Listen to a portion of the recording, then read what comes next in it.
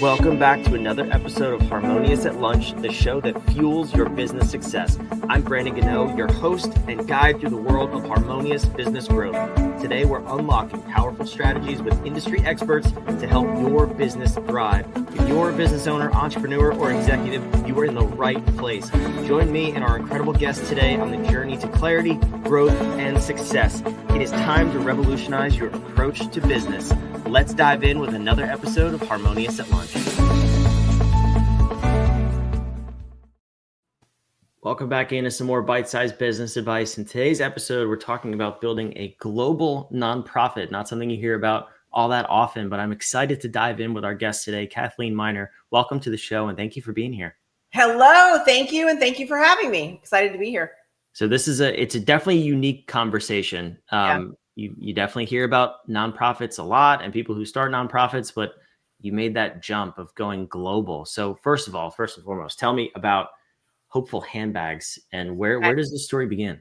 So the story begins, my mom grew up in a very abusive home, and she had lots of siblings. She was in the middle, but a very caregiving personality. That's my mom. So we lived across the street from my grandparents. I remember this at being like 4 and 5 years old. And so she had siblings that are mine and my sister's age. And they would come running across the street, Debbie, and mom would go run over, send her siblings back to us. And we'd be standing there at the fence. And I remember just thinking, this isn't normal because I don't live this way here at this house. Something's going on here.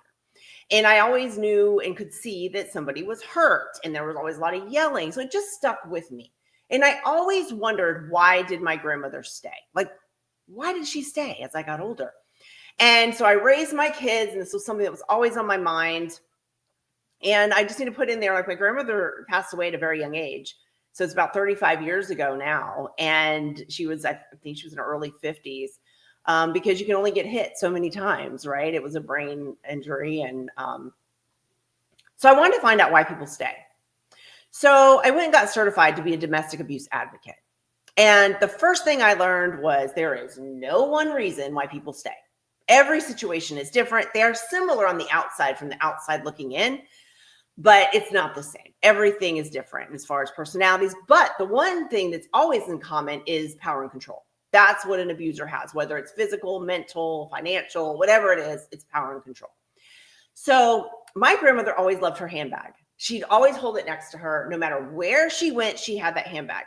And there was a point where all the money was gone because, my grandmother was losing the money. And so we would take her shopping to JCPenney's. So those of you that know about JCPenney's or they're at my age, like, it was really cool. We were at JCPenney's a lot. And we would take her there like every 6 months. And I just remember taking her there and her picking out her bag. So I always thought, who would my grandmother reach out to if she knew that there could have been help, with no judgment at all? Like, okay, whatever you tell me, I'm not going to be surprised, but where are you? And we're moving forward. Now, this was a long time ago, right? Things were still kind of hidden behind closed doors. Whatever's there stays there type things. Things are a little different now. So what I did was I put out a post about collecting handbags that could be filled with necessities so that we could start raising hope to survivors of domestic abuse and their children. Because when you see a parent, now statistically it's women, but this does happen to men too. We do have man bags.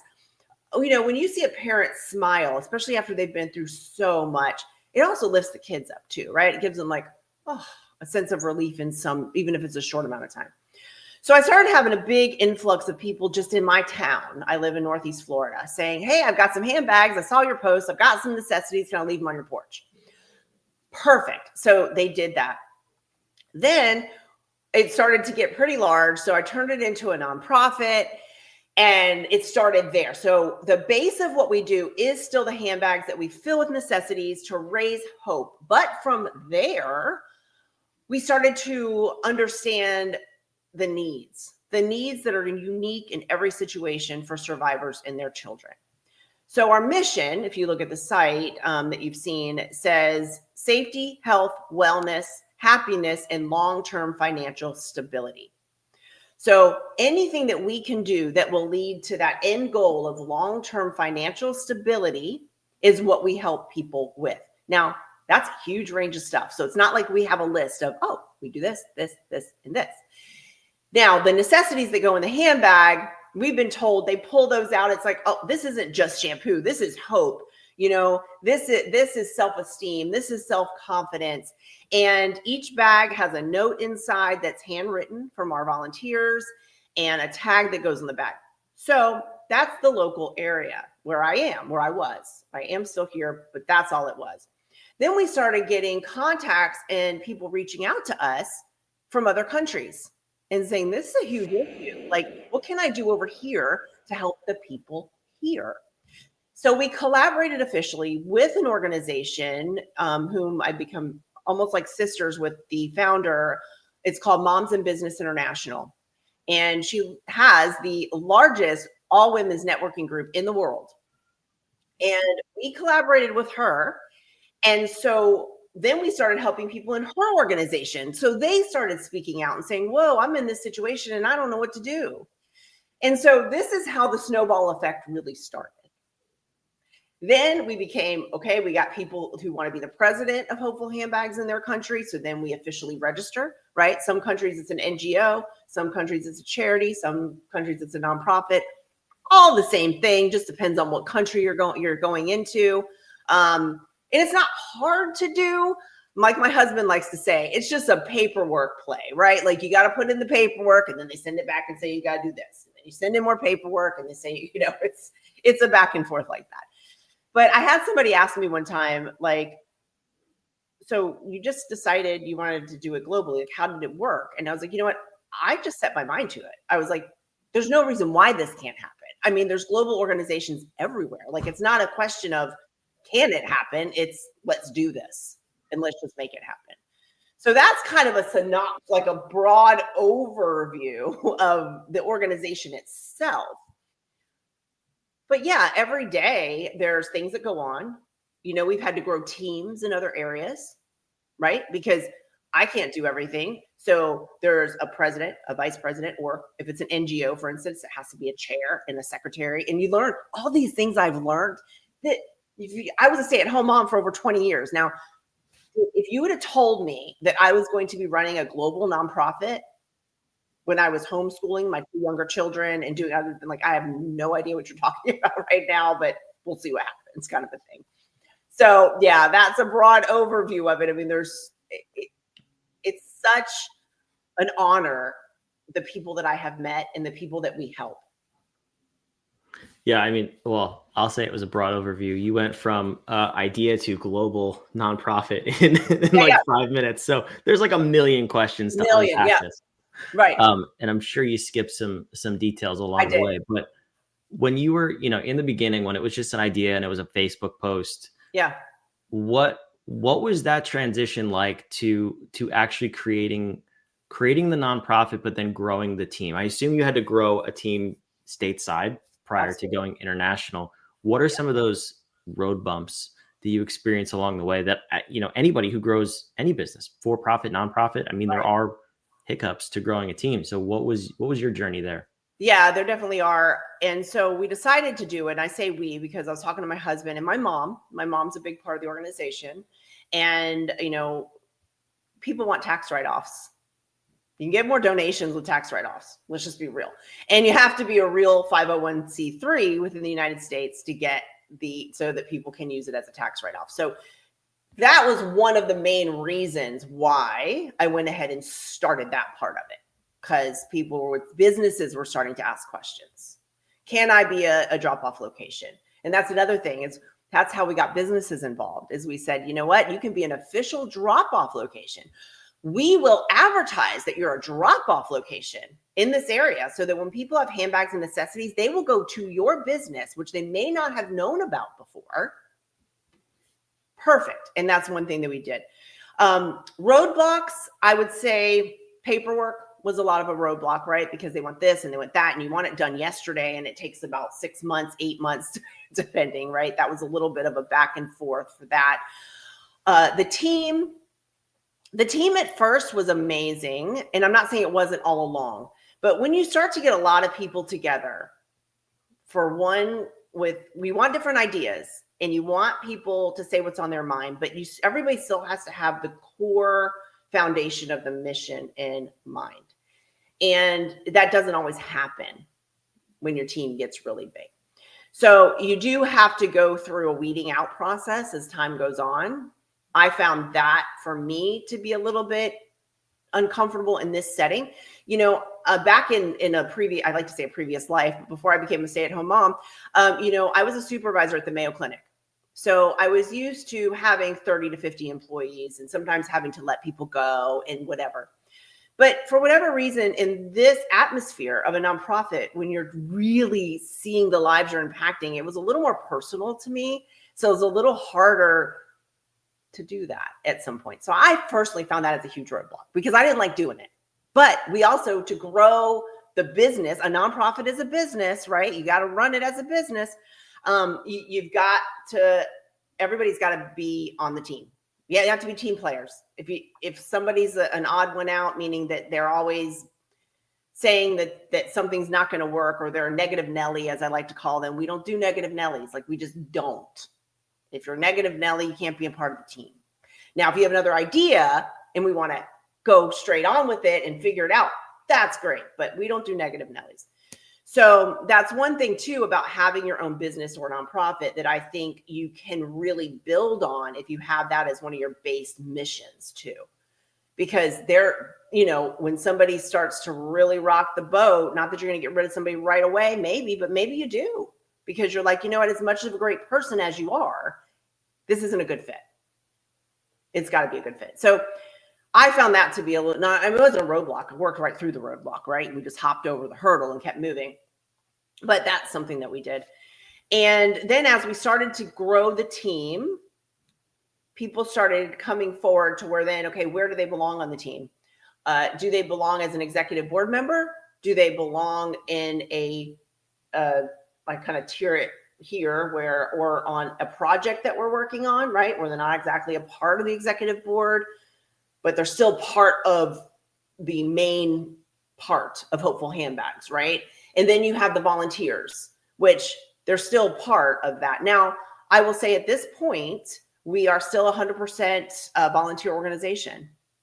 And that's something that, I'm not saying we don't pay people for anything because, we run Google ads. We have to have an outside third party do that. We have an accountant. We have, all these things that we have to do, websites, stuff like that we do have to pay. But as far as our actual work on the ground goes, they're volunteers. And it has really been just heart-filling to see where everything goes with that. So yeah, then we started growing globally. And so once we start doing work in a different country, we do the work without the official certification yet. So basically the way we run it is the United States, we put together. So if when we started in Ireland, for instance, okay, people in Ireland are getting involved, then, okay, they're donating the money. That goes into a little section for Ireland so that everybody knows that's going back to Ireland. That's going back to Ireland. And so then when they become official, this is just a good example of how our process works. And they get their official bank account. You can't open the official bank account for the charity, nonprofit, or NGO until you're officially certified and registered. Then we can start doing that. So there's been things along the way that we've learned that has made it easier as we go into each country, even though they're different culturally. Now we just became official in Kenya about 3 months ago. And so that was a whole nother process, right? You're dealing with not only a whole different government, but a whole different culture in that area. So, and in that country too, things are a little bit different as far as where the needs are for our survivors and their children. And when we talk about children, we also talk about children of child abuse.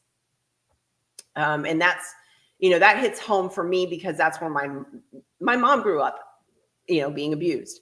And luckily for me and my sister and I, my mom did a 180. She met my dad, and literally he's the one that changed her life. And I do believe that if the right person comes into your life, it can't just be anybody. The right person comes into your life, they can totally change your life. And my mom, she had me when she was 15 and my dad was 17. and they're still together. They are the most amazing couple. Seriously, I just can't say enough good about them. But they also have been a part of the organization to where if I need something, my dad's a great handy guy. By tomorrow I'll have it built if it's something I need here, right? My mom, it has to do with volunteers. She's on it. It's done. And I do think you have to have people on your team that are like that, whether they're family members or they're just somebody that you really trust 110%. And not only to get the things done, but to give you honest feedback. Because you know what, to hurt my feelings, I don't care, because it's not going to hurt my feelings. Like, I really need to know what you think about this. And then as your team grows, what I've found, and even in these other countries, is you get that same relationship with those people. And so it's not oh gosh, I can't believe they said that. It's okay, cool. Now, where do we go from here? How do we fix this? Or how do we have to shift everything to make this work? And I think being open-minded is really important. And even though I started the nonprofit, I don't think of myself as being any different than every single other person on our board, in our groups, or our volunteers. I don't think of anybody any different, because we're all part of one big team. And I think for me, that mentality has changed everything, which I think, like I said, I was full-time supervisor in a medical facility. And while you want to think of everybody that way, it's not thought of that way in most corporate environments.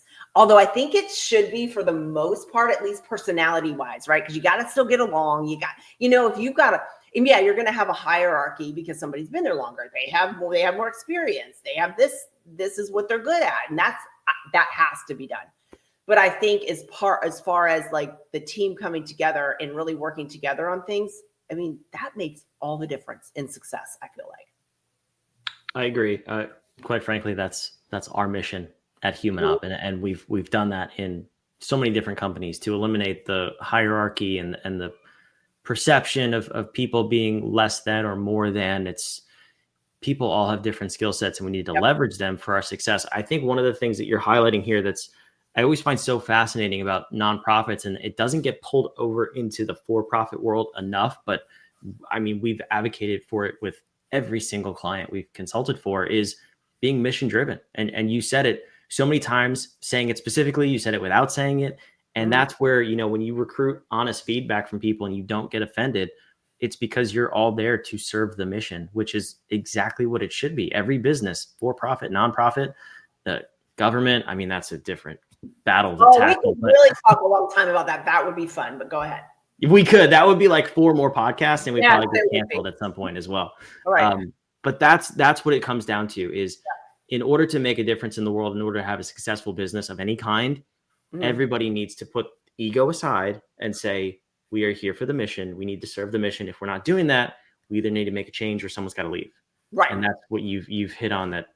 That to me was the big takeaway from this episode. That's why you've been able to grow to 4 countries and in the United States as well. So very cool story. Thank you. And yeah, so we are in now, I'll just run through them because we're in more than 4 countries. We're just in the middle of registration in some. The United States, the Caribbean, all the islands in the Caribbean, Northern Ireland, Canada, the United Kingdom, and then we do some work over in Australia. And Kenya. In Kenya. Yep. Forgot Kenya. That's an official one. And like in Kenya too, we could talk about for a while, but the mission, their needs over there are different. How they're going to make money is not fill out a resume, go on Indeed and see who's hiring. It's not going to happen. It doesn't happen. So we had to come up with very creative ways to not only sustain people long-term, but the kids and the community. And it had to start with health. It had to start with sanitation and water. That's what we had to start with. And so that's what we did. So now we put water tanks in. We just put our 17th water tank in a rural area in Kenya, just launched it on Friday. So, and we don't send us over there. That's another thing I really pride ourselves on. Number one, let me just say this really quick. I know I talked to you about this before, but Any money that's donated stays within the area it's donated. Same with in-kind donations, unless something's earmarked. If you're donating to a water tank in Kenya, it's going to go to the water tank in Kenya, no matter where you are, right? But other than that, or other projects in other countries. If not, it stays there. And I think that's really important. And also, we don't send people over to Kenya to put water tanks in. The people there put the water tanks in, and then they have volunteers that help within their communities, which then we teach how to do plumbing, how to put water tanks in, how to do spigots, how to do all of this stuff. And then they can go on, now they know a trade, and they can get a job. So that's how we're extending the progress of how do we take a couple of people. So when we counted up the numbers, even in Kenya, the amount of people that we've helped with these water tanks is 70,000. Because they're not just for the schools. The communities have access, and now we're working on sanitation. But that's totally different than what I'm doing in the United States, where I'm going to help, we're moving survivors and their child into a safe location. And then we're making sure they have a job, and then we're figuring out how they're going to get transportation and a car. And that's the process, right? But we started this in 2017, or I started in 2017, and I'm just blown away by the good heartedness of people. People have a good heart. And when you surround yourself with people like that, more people surround you with good hearts. So there you go. I mean, that's how I'm talking to you today. If you didn't have a good heart, we probably wouldn't have connected in whatever way. That is true. That's absolutely true. I love it. And yeah, no negative Nellies. No negative Nellies. They got to go. Sorry. It has to. If you want to, you got to make that choice. You got to make that choice. Am I staying stuck or moving on? Because the other thing to look at, the way I started looking at it, was that person's not in the right place either yet. Like there's something else for them. They're still growing. So you're doing them a favor too. Yeah, absolutely. Well, Kathleen, I love this story. I love what you're up to. And there's so much more to dive into that we don't have time to in the short timeline that we have on this show. But if the listeners want to learn more, they want to find out how they can get involved, I'll put the website on the screen, but tell us a little bit about where to find you and what you're up to. So if you go to KathleenMiner.com, that's my personal website. However, I'm putting you there because you can click on to Hopeful Handbags. You can click on to ZZ Adam, which is a blogging site that I run and own.